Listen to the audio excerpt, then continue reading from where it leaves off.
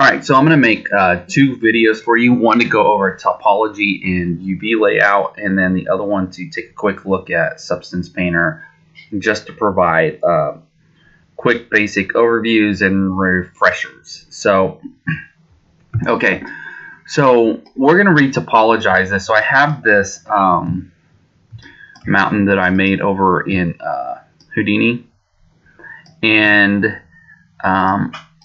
I brought this over here, and we kind of went over a way to kind of retopologize some things the other day, which was just through extrusions and moving verts around and things like that. I want to show you something a little better because you might end up with some things like this that are going to be a little bit harder to retopologize with very specific features. And so that's going to be your quad draw.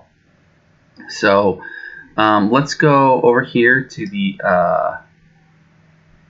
modeling standard and just make sure that we're in our modeling toolkit, and I think you know where that's at because I noticed you've been using that, so that's good. Okay, so when looking at this, turn this on real quick.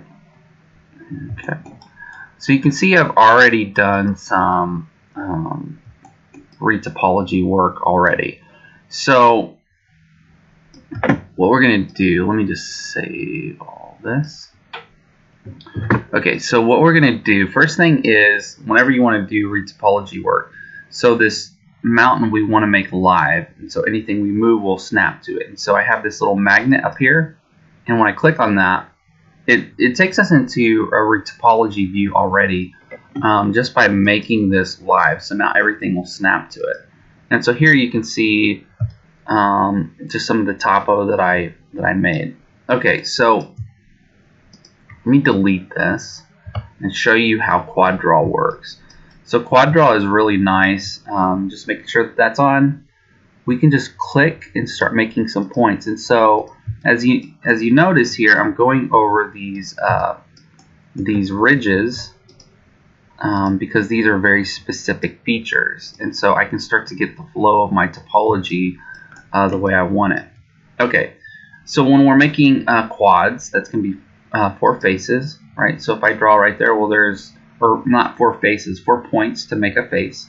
So right here you can see that there's 4 points, and if I hold shift in the middle of those 4 points and click, you'll see that I get a face. Okay, well, I have 2 points here and I have 2 points here. Well, if I put another point here, well, that's another face, and I can get another face there just by holding shift and clicking. Okay, now this can actually go pretty quick when you start to lay this out, because you can draw a line like this and make another point below that, point below that, point below that, point below that, and make a point kind of over here to follow this ridge now. And now if I shift, click, and drag, I can just draw on topology real fast. And so as you can see, this can go pretty quick when you start to do that, and you can just draw in quick topology with your quad draw, and then you can really make this hug where you want this to go, and it starts to come along real quick. Okay, so a couple other features, just staying in quad draw. I don't even need to go to my I forgot the name of this little tool. It's the multi-cut. Okay, so we'll just stay right in the quad draw. So we don't need to go to the multi-cut. We can just stay right in quad draw, and we can add edge loops just the way we would with our multi-cut tool, just by holding control down, and we can just click and add subdivisions and all that sort of stuff. Now you may run into a situation where you have something like this, because maybe you had to have a line over here, and then it makes an edge loop that just runs over everything, and you're not real happy with that. Well, if you hold shift down, you can start to relax some of these points, and you can just kind of smooth some of those out. The other thing you can do is, well, we can continue to click and make points, but if we hover over points we've already made, we can actually move those around. And so I can select edges, right? Or I can select points and really dial things in the way I want them. So this gives us a lot of control over our topology. and how we lay it out. So again, you just click and then just click and draw on a bunch of topology real fast. Okay, so that's how we would do some retopology. Let's do don't save. Let's look at UVs like super quick. So first thing is, okay, so this thing was live, so let's make this not live. Just make sure you come up here and you click that little magnet and it's no longer highlighted. I'm going to hide that just by hitting H, and now I've just got my retopology version here. So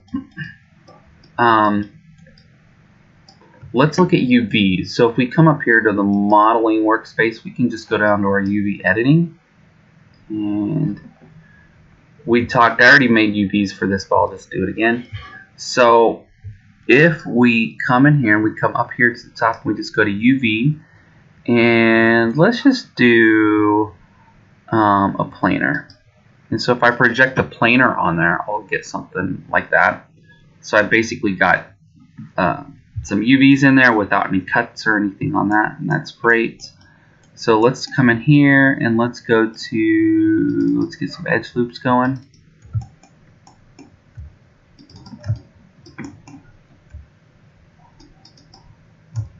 And I should have the edge loop. So once I've got my edge loop selected, what we can do is if we come down here under cut and sew, that's not open, just you kind of recollapse all that. Just open that up, and under cut and sew, you can click on cut. And now, as you can see, we'll see anywhere we cut will turn into like a white edge. Now if you have like some cuts that you're like, oh, I don't like these or something like that, you can always sew those back together. So you can just kind of come back through here, click, click, click, click, and we'll just go to sew, and we just sew those edges back together. Alright, so essentially what I've done is I've cut apart this bottom piece from the top piece, and so that'll work pretty well. And so if we come down here to unfold, and if we just click this unfold button, let's go to object mode, or just click our poly surface over here and then click unfold, we'll get an unfolding. Okay, so a couple quick things. If I right click and hold, if I go to UV shell, I can actually click and get the whole shell of that UV. And so I can see I've got these two UV shells kind of sitting on top of each other. Well, I know this is pretty big, and I know this should be about the same size. So you can manually scale this up, right? I mean, your scale tool and all that sort of stuff works just as well, and you can start to try to do some things like that. But you also have under transform, if you open that up and go all the way to the bottom, you'll have this option called texel density. So if you click on the big one and you click get, it'll give you the texel density. And if you click on this, you click set, it'll set the same texel density. So you'll get the same UV space averaged across both. Okay, so we want these to be packed into the 0 to 1. As we talked about UDIMs the other day, we just want to pack these into 0 to 1.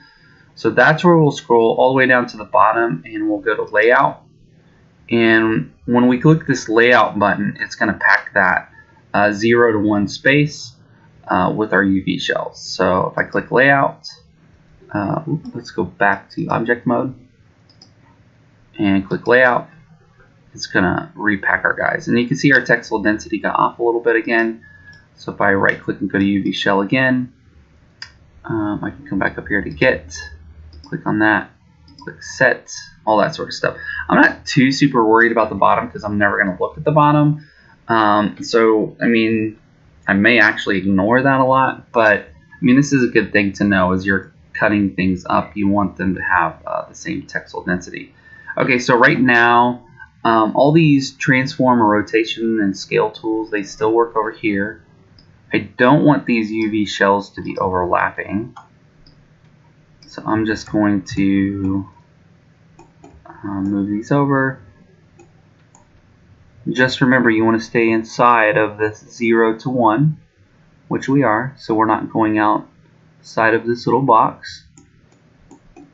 So we're staying inside of that, and I've got UVs for this object. So that was a quick overview on Retopo and UV layout.